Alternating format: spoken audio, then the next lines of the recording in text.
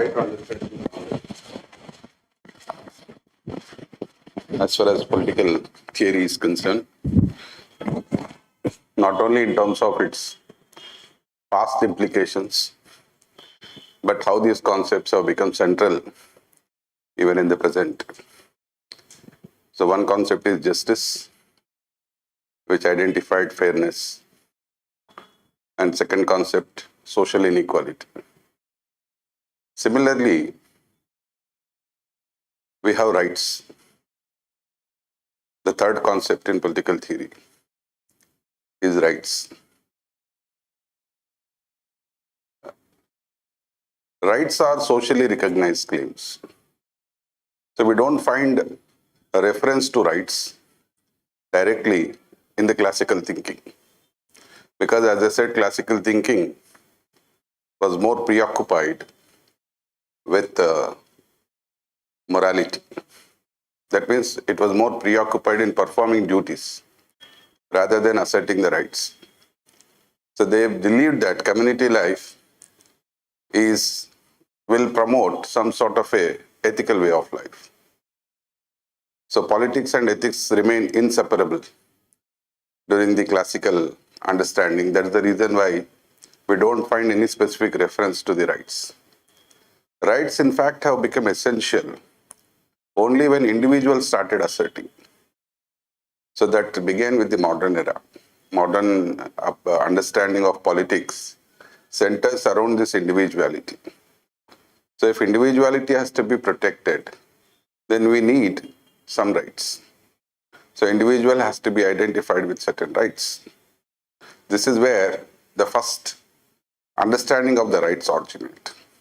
In fact, it is also influenced from the development in physics, because when physics helped us to understand that there are certain abstract laws which govern the universe, similarly, even Hobbes thought of understanding that there are certain abstract laws even governing human societies, because we are also part of the same nature. Humans are also part of the nature. If universe is governed by certain abstract laws, and primarily physics identified that the law of motion is the foundational aspect of all things that appear to change in the universe. Similarly, Hobbes wanted to understand that there has to be certain laws operating human societies. So that inspiration helped them to recognize both the natural law which operates the human societies, and as a result of the recognition of the natural law, they recognized the natural rights. So I argued that humans have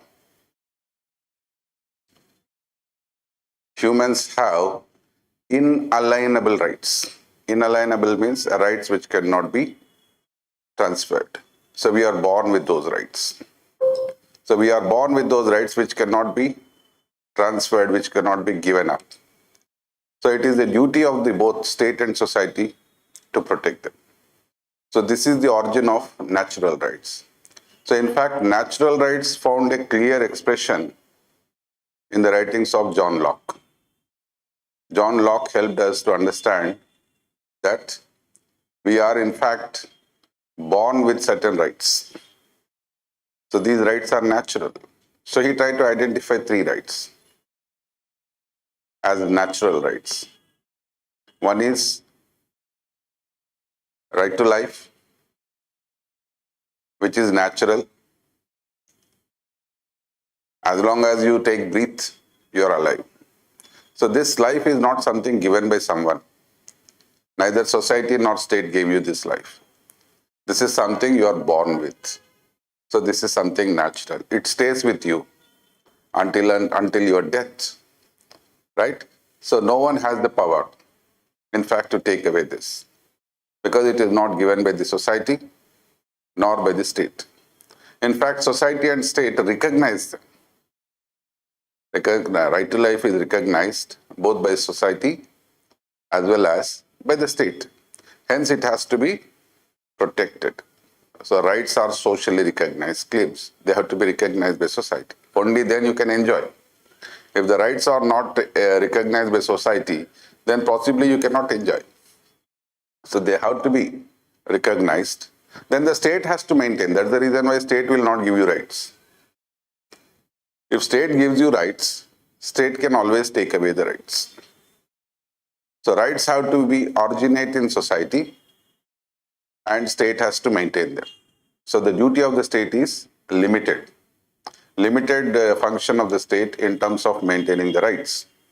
State cannot give us rights. If state gives us rights, it can always take away the rights. So natural rights, in fact, recognized that we are born with certain indispensable rights, which cannot be given up. So right to life is one, right to freedom, right to liberty. Right to liberty is another. Libertines means here the ideas that develop within our thinking. So we have this freedom to think whatever we want. There cannot be any restriction with respect to your thinking process, right? Because this is something you are born with. The ability to think is something that you acquired by birth. So it is not something given. So if it is not something given, then it cannot be transferred. So life and liberty, both are indispensable natural rights according to Locke. Because both are internal to us. We are born with that. Nobody gave them. Since we are born with these, it cannot be restricted. In fact, society and state has to promote them, maintain them, promote them, expand them, but not restrict them. This is the idea of natural rights. Got it? Third right that Locke talked about was right to property.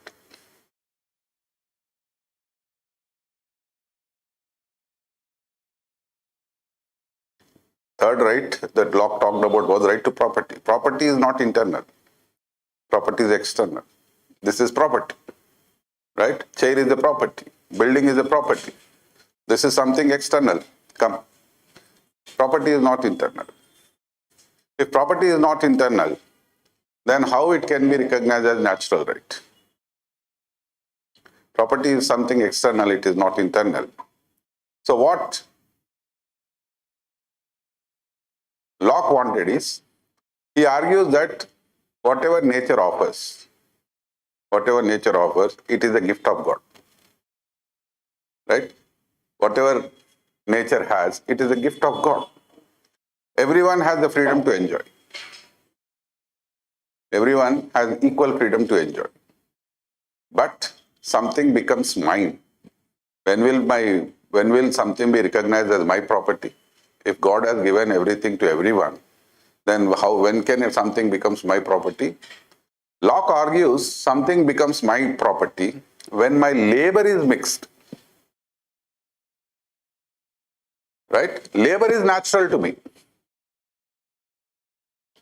You understand? When my labor is mixed in creating something out of nature, I use my labor to cut a tree and give it a form, a table. Tree did not automatically become a table. Tree has become into a table because of the contribution of my labor.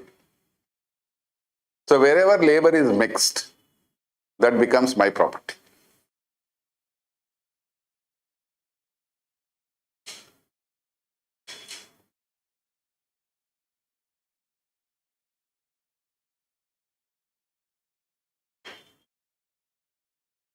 Wherever labor is mixed, that becomes my property because labor is my natural possession. Right? For example, take Tendulkar. Tendulkar is naturally disposed to be a cricketer. Because Tendulkar is a cricketer, Dravid is a cricketer, not everyone can become a cricketer. Because you have a natural inclination and natural disposition. So your labor only contributes in terms of that natural disposition. You understand? So what Locke is talking about is, labor is natural to you. Because you are creating something out of this natural labor, even property becomes natural. Natural right. So these three natural rights, right to life, right to liberty, right to property, are the foundation for the rise of industrial society, capitalism. Industrial society is also identified with capitalism. Pre-industrial societies are identified with feudalism. So agrarian societies are identified with feudalism. Industrial societies are identified with capitalism. So the recognition of natural rights in fact contributed to the rise of capitalism. Got it? But they are only natural. There is no legal recognition. I am only claiming that this is my property. But how to safeguard this property? Natural right only helps in recognizing that this is my property. But how to establish that this is my property which everyone should accept? That means you need legal recognition. Right? You need a legal recognition that this property belongs to me. Only then it can be safeguarded from encroachment. If you want to prevent encroachment of your property, then it needs to be backed by the force of law. So from natural rights, we move to legal rights. From natural rights, we move to legal rights.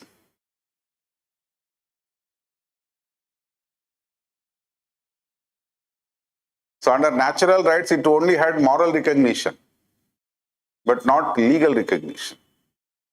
It was accepted by all that, okay, this property belongs to you because this is something created from the common property. Nature is a common property, right? From the common property, you created a private property. From common property, how you created a private property? Through the mix of your labor. So your labor helped in identifying distinctly that this is yours. So it is only morally recognized, but not legally recognized. In the absence of any legal recognition, then it is likely that this property can also be encroached. That's the reason why we needed a state to protect the life, liberty, and property. And this is how the legal rights originated. Legal rights originated in terms of protection, security, to secure your rights from being encroached. So we find legal rights safeguarding your life, your liberty, and as well as your property. Got it? Thereafter, legal rights expanded because the scope of right to liberty is very wide. The scope of right to liberty is very wide. Probably we'll understand that in Indian government and politics. Article 19. Article 19 deals with right to liberty. So the scope of right to liberty is very wide. So subsequently they expanded. But the base of these rights remains same. So we are born free and equal. Right? This freedom cannot be restricted. State has to maintain them because they are society recognized. But when you look at these rights, this is how these rights evolved in a capitalist society. Industrial progress corresponded with the expansion of the rights. Industrial societies corresponded, expansion of industrial society corresponded with the expansion of the rights. Right? That's the reason why Harold J. Lasky makes a statement. Lasky makes a statement that a state is known by the rights it maintains. A state is known by the rights it maintains. If you have maximum number of rights, then the state is democratic. If you have less rights, then the state is authoritarian. Higher the rights, higher the democracy. Lower the rights, lesser the democracy, more authoritarian. So state's duty is to maintain rights. Harold J. Lasky, a state is known by the rights it maintains. A state is known by the rights it maintains. For example, take societies like India. Here the rights did not originate from society. Because as I said, we are a spiritual driven society. A spiritual driven society, you find more duties than rights. In a spiritual society, you might find more duties because spiritualism promotes selflessness, selfless sacrifice, selfless service. So selflessness comes only in terms of performing the duty. Then how do the rights originate in societies like India? Since the rights did not originate from the society specifically, Constitution guaranteed them. In the context of India, Constitution guarantees the rights. Since Constitution guaranteed these rights, the state is forced to maintain them.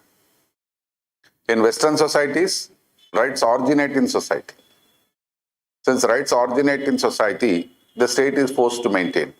But in developing societies like India, we are not so conscious about our rights. Right? So rights did not originate in society specifically. So what we did? The Constitution guaranteed us. So Constitution guaranteed the rights and the state is forced to maintain them. So states cannot go against the rights guaranteed by the Constitution. If the rights originate in society, society will safeguard them. But if the rights do not originate in society, if the state gives you rights, it can always take away the rights.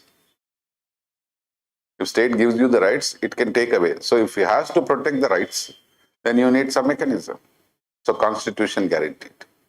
Constitution guaranteed the rights and the state is forced to maintain them.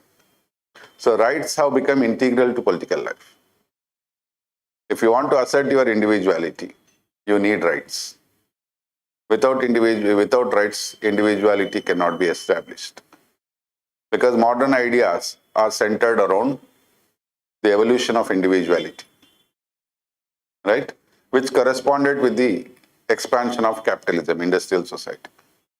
If you want to promote industrialization, then individuals should have this freedom to think and act, so that he can develop new ideas, innovate, and help in the economic activity. Right? Otherwise, if you are not guaranteed with these rights, probably the society remains stagnant. In the absence of rights, societies remain stagnant. Because what is the incentive for me to think innovatively and act? Only when these rights are guaranteed to me, probably I may think in terms of expanding my own property. Understand? Otherwise, there is no incentive. So industrialization demanded the recognition, legal recognition of these rights. So we find legal rights. Right? That's the reason why we find rights, evolution of rights in the context of all societies in terms of 3-generation rights. First generation rights were political rights. First generation rights were political rights, political and civil rights, where they demanded right to vote, right to assembly, right to association. They're all political rights. Political and civil rights are the first generation rights. Second generation rights are socio-economic rights, like right to equal pay for equal work. Equal pay for equal work. The second generation rights are socio-economic rights, and third generation rights are cultural rights. Third generation rights are cultural rights, where you have to respect each and every culture. Because of late, what we see is majority of the societies are moving into multiculturalism because of globalization. Take for example, the recent inauguration of the Hindu temple in Abu Dhabi. What does it signify? What does it signify? It signifies that the presence of multiculturalism. So it is not one single culture. We are not part of any monoculture. The societies have expanded to be receptive of multiculturalism. So under multiculturalism, the need to protect and safeguard every culture. Right? So how do you protect different cultures? For example, take India. Historically, India is a multicultural society. Even prior to the invasion of Islam, India was a multicultural society. Right? Because the Sanatana Dharma has this ability to co-opt multiple cultures.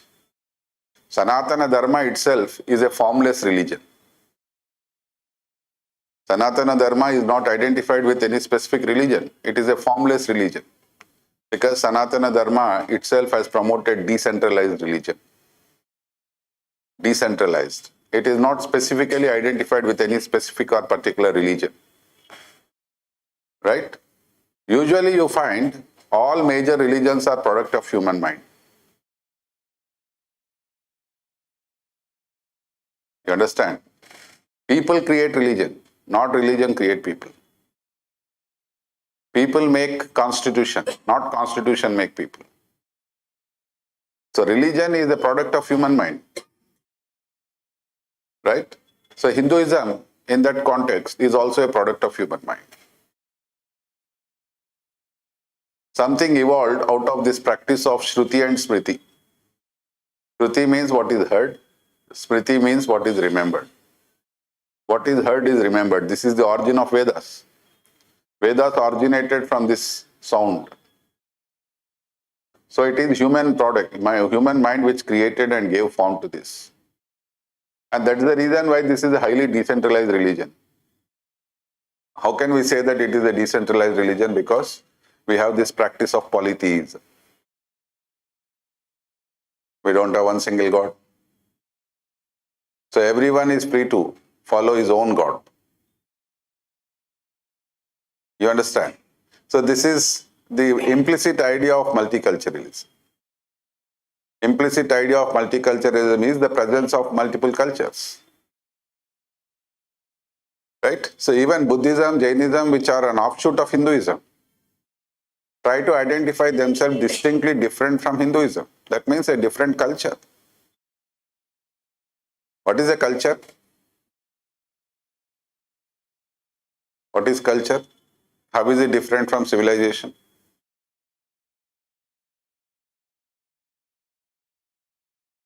When you look at culture, culture is something artificial. Culture is the creation of human mind. For example, culture is identified in terms of science, symbols, art, architecture, and literature. You find symbols of culture, signs of culture, right? So in the classroom, if I raise a hand, if student raise a hand, what does it mean?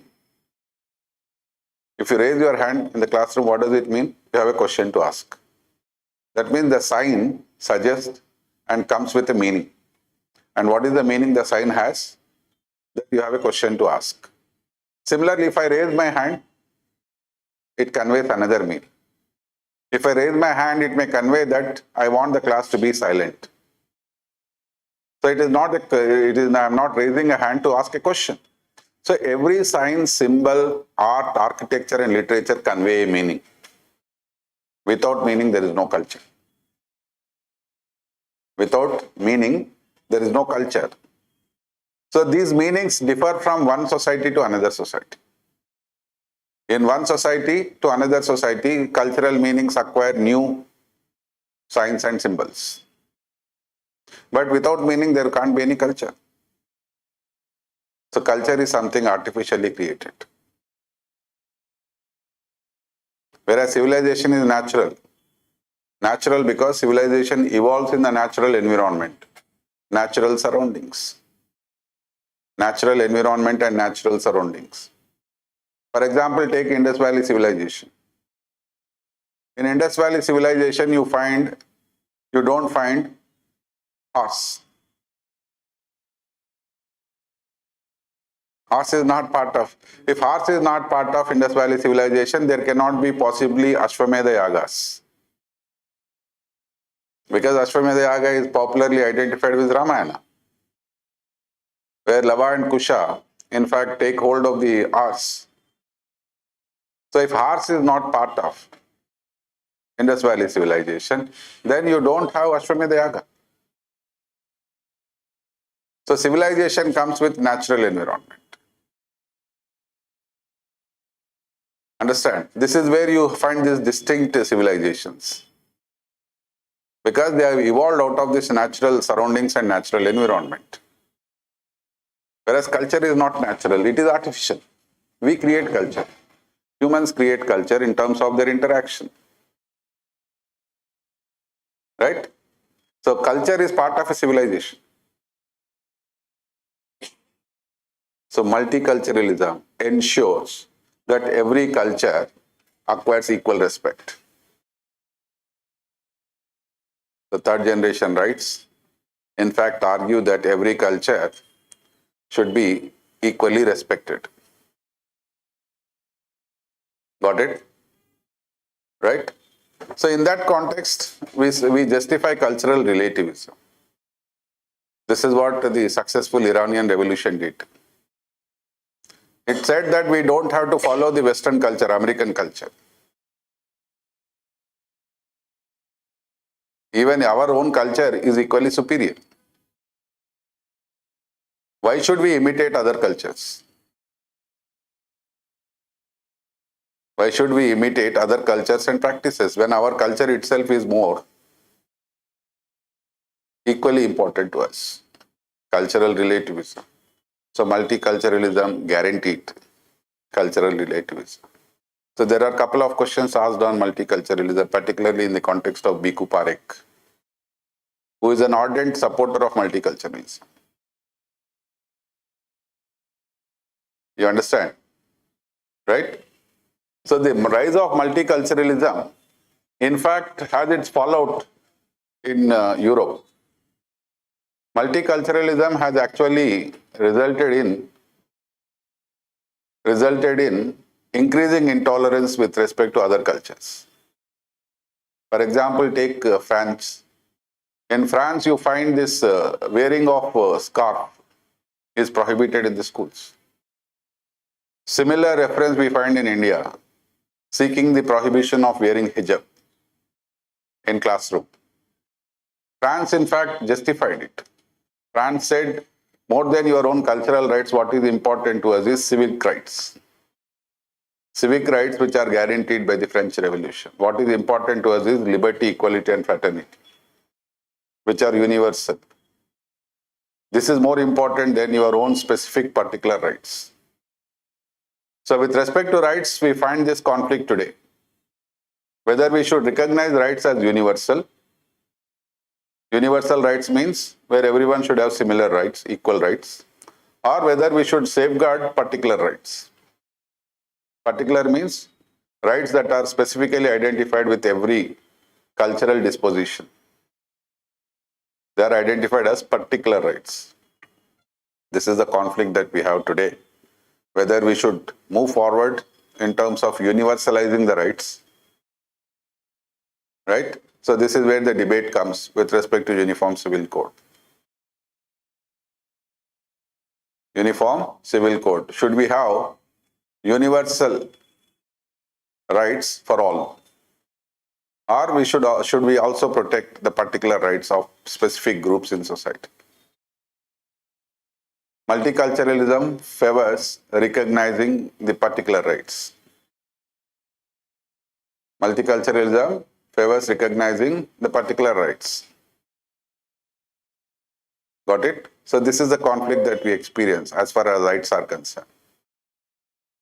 Today, we find rights occupying center stage. Right? Because of one another aspect. That is, the state has acquired this unilateral power. State has acquired unilateral power to determine who is an authentic citizen.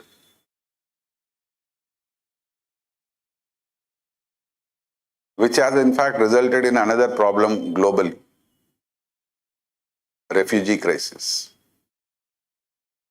another problem globally, which is identified with refugee crisis. Who are refugees? Those who come from other countries or those who are declared non-citizens. Now, state has acquired this unilateral power to determine who is an authentic citizen, not just a citizen, authentic. Right? So, this is what even the Prime Minister made as part of the poll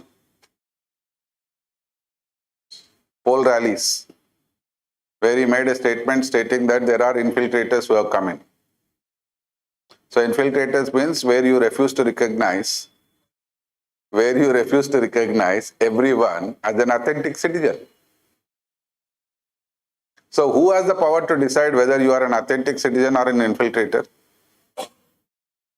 State. That means state has unilateral power to withdraw your rights. If you are not a citizen, recognized citizen, then you become a refugee.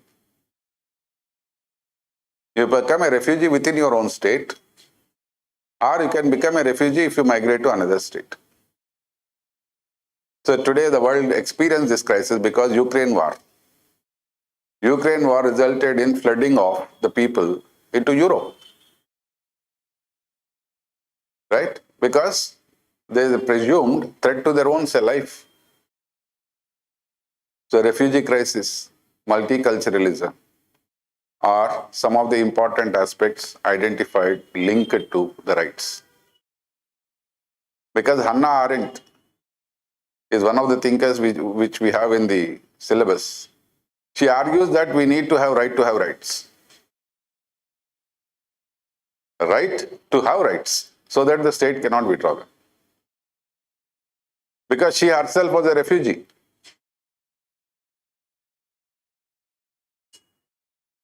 Hannah Arendt herself was a refugee. So what she argued was, there is a need to have rights to overcome refugee crisis, so that the state cannot withdraw your rights. If you have right to have rights, then the state cannot withdraw that. In the absence of this security, the state has acquired this unilateral power to withdraw rights of anyone. Even though she argues that when nation state evolved, she is very critical about nation state. She identifies nation with majority. Anna identifies nation with majority, state with legality. And she argued that when nation states evolved, they justified it by providing certain safeguards to the minorities within. If you want to be part of a nation state, then the minorities have to be safeguarded. So there was a need for securing the rights of the minorities. For example, even in the context of India, we have Article 2930. Article 2930 specifically guaranteeing the educational and cultural rights of the minorities, including religious rights. 25. Freedom to preach, profess and practice religion. Right? She presumed that in the absence of these rights, there is no security to the minorities. So minority can also become a refugee if the rights are withdrawn. So rights occupy center stage in the present, not in the context of natural rights or natural rights, but from the perspective of the legal rights, where the state has acquired this extraordinary power, unilateral power. That's the reason why I started with when I said society should recognize the rights, state should maintain them. But in the present context, state has acquired this extraordinary power, unilateral power, in identifying who is an authentic citizen. So this is not in the case of one state. It has become a global phenomenon, where state acquires this power. So if state has this power, then it can withdraw the rights. If it refuses to recognize you as a citizen, then you become a refugee.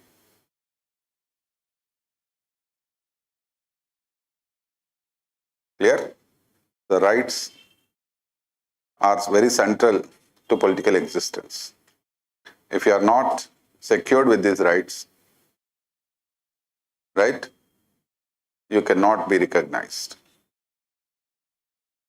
You cannot be recognized by society in the absence of rights. Even Hanna argues that if you don't have rights, then you are not even welcome in a society. Because no society will accept someone who is a stateless.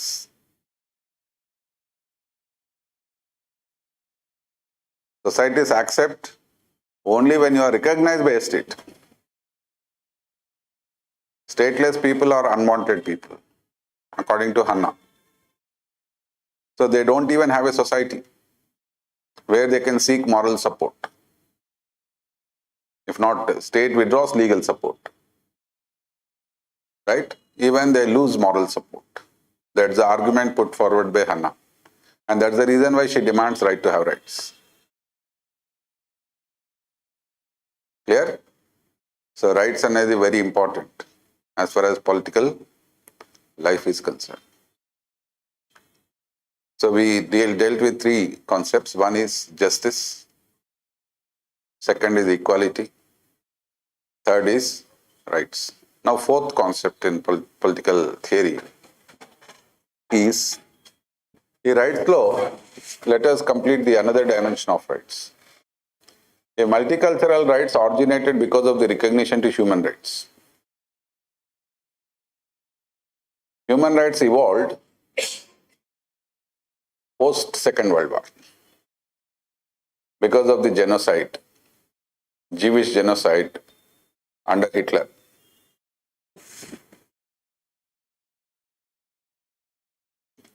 Jewish genocide under Hitler, human rights evolved.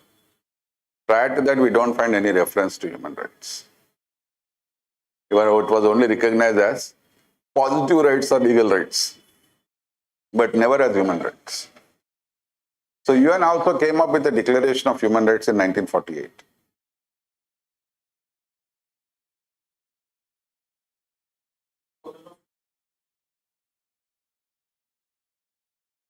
First మనకు సెక్షనే అర్థమైతే అన్నీ easy. ఈ concepts అర్థమైతే మిగతా అంత easy. Papers 2 ఉంటాయి. Paper 1లో section A concepts, section B Indian government. ఈ కాన్సెప్ట్స్ని ఎట్లా మనం కాన్స్టిట్యూషన్ ద్వారా రియలైజ్ కావడానికి ప్రయత్నం చేస్తున్నాం అనేది సెక్షన్ బి. ఇవే కాన్సెప్ట్స్. మరి పేపర్ 2లో కూడా ఇవే concepts. How to what extent we succeeded in infusing these concepts, constitutional principles ni society లోపలికి ఏ విధంగా తీసుకుపోగలిగినాం అనేదే మనకు సెక్షన్ బిలో, పేపర్ 2 సెక్షన్ ఏలో కంపారిటివ్ పాలిటిక్స్. రైట్? తర్వాత ఇంటర్నేషనల్ పాలిటిక్స్. ఇంటర్నేషనల్ పాలిటిక్స్లో సంబంధాలు ఏ విధంగా ఉంటాయని. తర్వాత India specific international relations.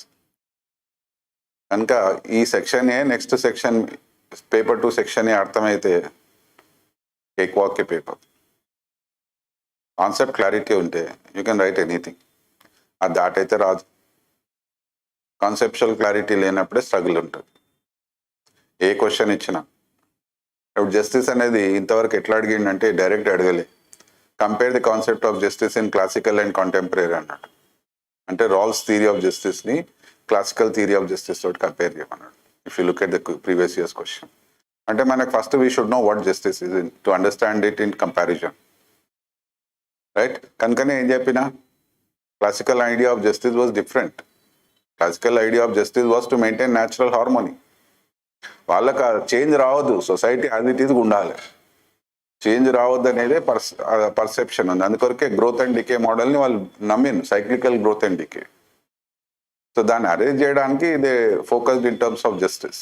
Plato's theory Republic అనేది మేజర్ వర్క్. రిపబ్లిక్ అనే దానికి రెండు అర్థాలు ఉన్నాయి. Republic in Latin means freedom of state. Republic in Greek means justice. So Plato's idea of Republic was justice. So ఏ విధంగా జస్టిస్ తీసుకురావాలి దానికి they focused in terms of maintaining unity of individual and community. For them justice is maintaining the unity. Of individual and community అంటే individual interest community interest సిమిలర్గా ఉండాలి, అప్పుడే justice అన్నారు, right. కానీ ఇప్పుడు మోడర్న్ కాంటెక్స్లో we don't look at unity, diversity. Born free and equal, ఎవరి ఆలోచనలు వాళ్ళకు ఉంటాయి, ఎవరి పర్సువేషన్స్ వాళ్ళకు ఉంటాయి, రైట్. కనుక మనం we are looking justice from the point of view of fairness. Comparison అడిగండి క్వశ్చన్. సో కంపారిజన్ అడిగినప్పుడు మనం అందుకొరకే హిస్టారికల్ రూట్స్ని ఎగ్జామిన్ చేసినప్పుడు we can easily write your answer,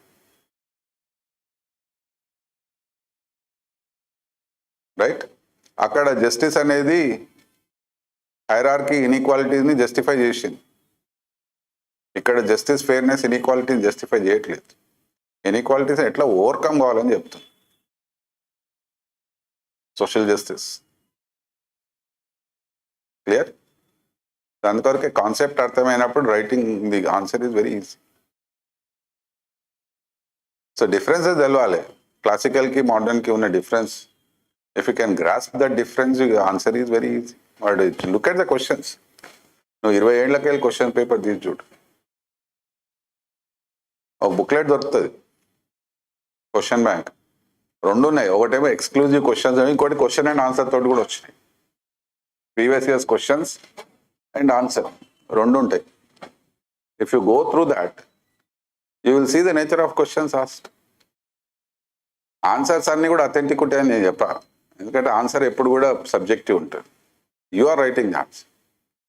social సైన్సెస్లో ఆబ్జెక్టివ్ ఆన్సర్స్ ఉండవు, ప్రతి ఆన్సర్ కరెక్టే, నీ పాయింట్ ఆఫ్ వ్యూలో అది కరెక్టే, రైట్. అది మోడల్ ఆన్సర్ తోటి మ్యాచ్ అవుతుందా లేదా అనేది ఇంపార్టెంట్. కనుక వాడు ప్రింట్ చేసింది మోడల్ ఆన్సర్ అని నేను అనుకోను. Understand? So human rights has occupied centre stage only after second world war. తర్వాత 1990s తర్వాత హ్యూమన్ రైట్స్ ఇంకా ప్రాచుర్యంలోకి వచ్చినాయి. పర్టికులర్లీ ఎందుకు వచ్చింది? Because of the civil war. Disintegration of Soviet Union తర్వాత we saw civil war in Europe, Asia and Africa. Civil war అంటే ఏంది? People losing faith in the state.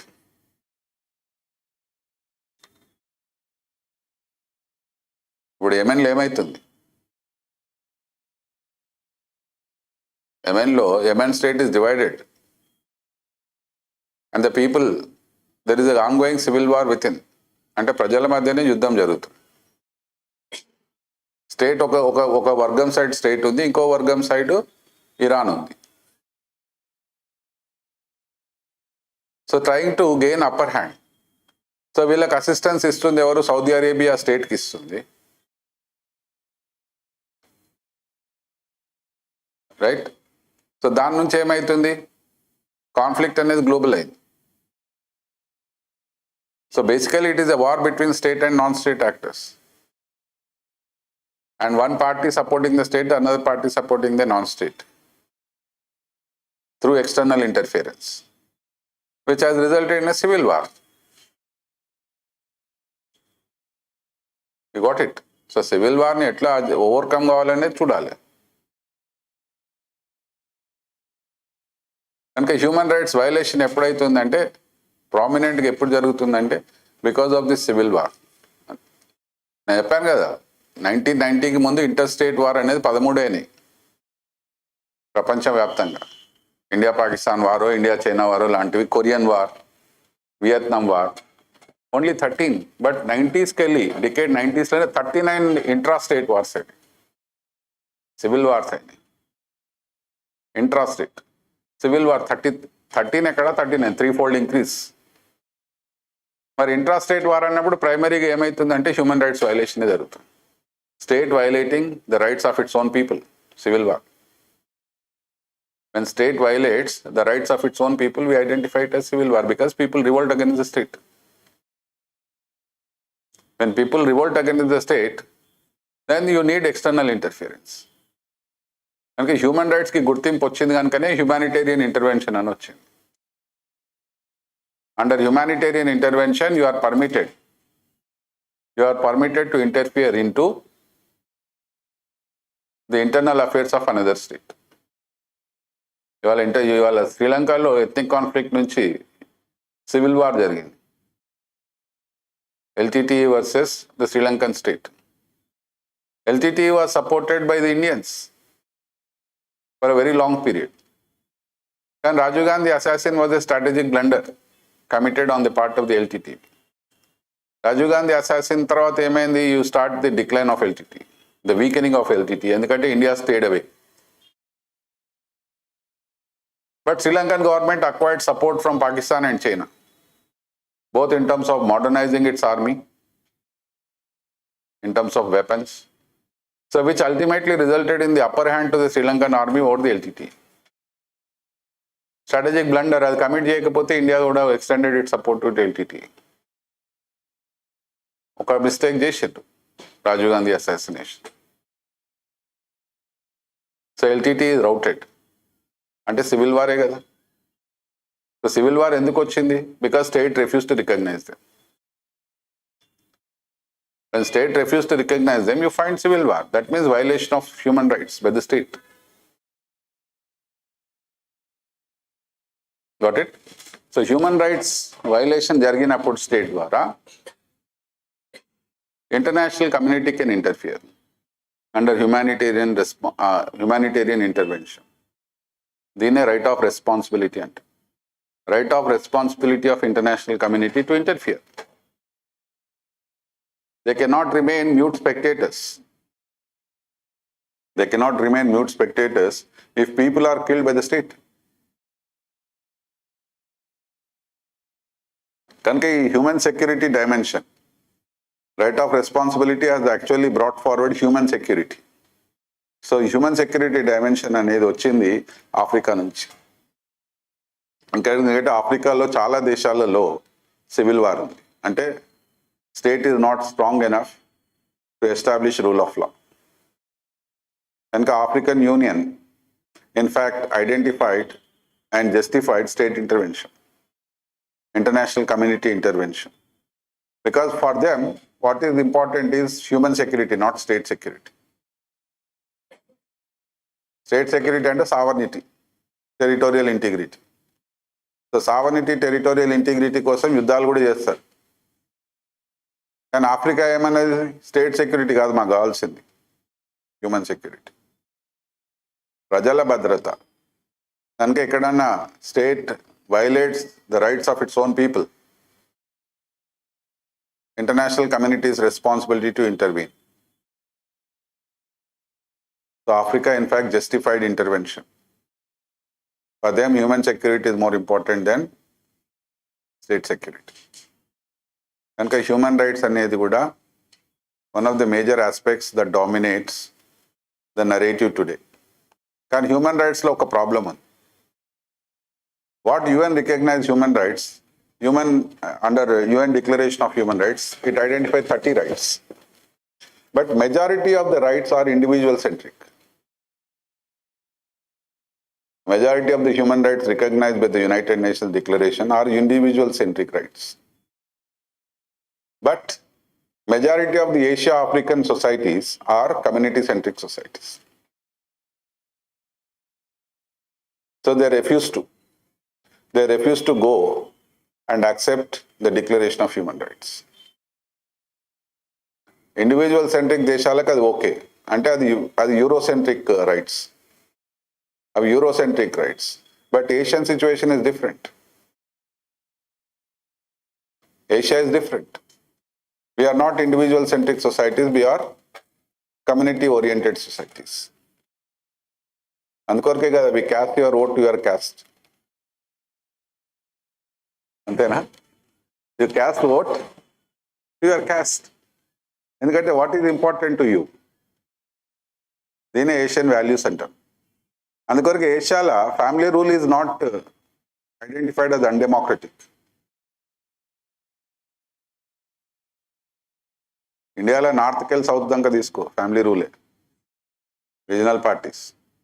Out side India ఏషియాలో చూసుకో, పాకిస్తాన్లో తీసుకో, జుల్ఫికర్ అలీ భుట్టో, బెనజీర్ భుట్టో, ఫ్యామిలీ రూలే.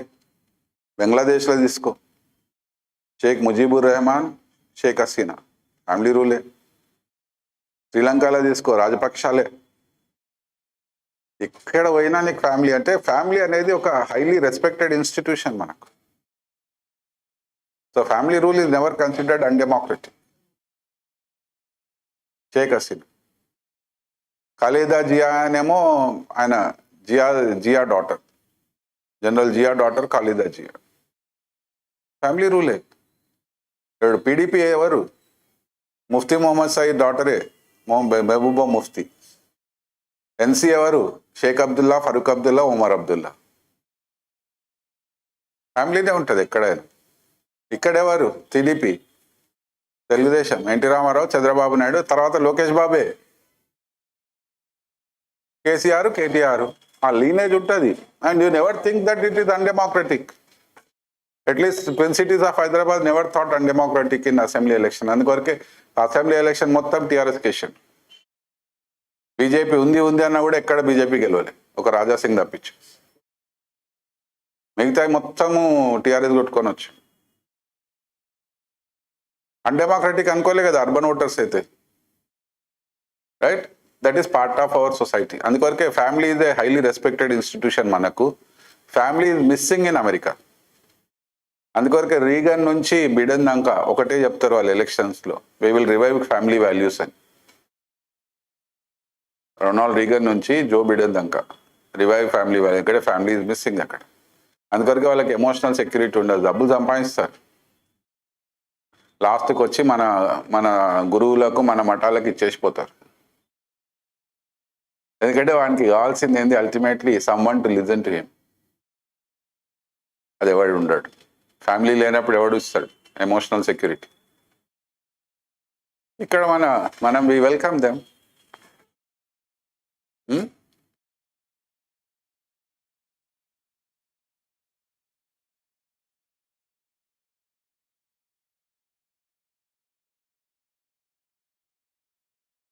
ఏదేది? అవును, ఎవ్రీ ఇయర్ మొత్తం లోన్ తీయకపోయినా ఇంట్రెస్ట్ అయితే ఇవ్వాలి. నువ్వు ఇంట్రెస్ట్ కూడా డిఫాల్ట్ అయితే సావరిన్ డెట్ క్రైసిస్ వస్తుంది. 1,00,000 కోట్లు అప్పు తెచ్చుకున్నావు, మిత్తి కట్టాలి కదా. 1,00,000 కోట్లకు సంవత్సరానికి ఒక 10,000 కోట్లు మిత్తి అయింది అనుకో, 10,000 కోట్లు అయితే కట్టాలి. మొత్తం 1,00,000 కట్టకపోయి నువ్వు 10,000 కోట్లు కూడా కట్టలేని పరిస్థితి వచ్చినప్పుడే సావరిన్ డెట్ క్రైసిస్ అంటాం. శ్రీలంకలో వచ్చిన క్రైసిస్. అర్థమైందా? కనుక multicultural rights, human rights go together.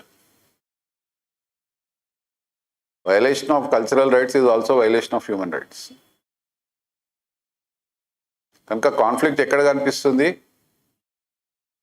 The argument is human rights are individual centric, whereas Asia African societies are community centric.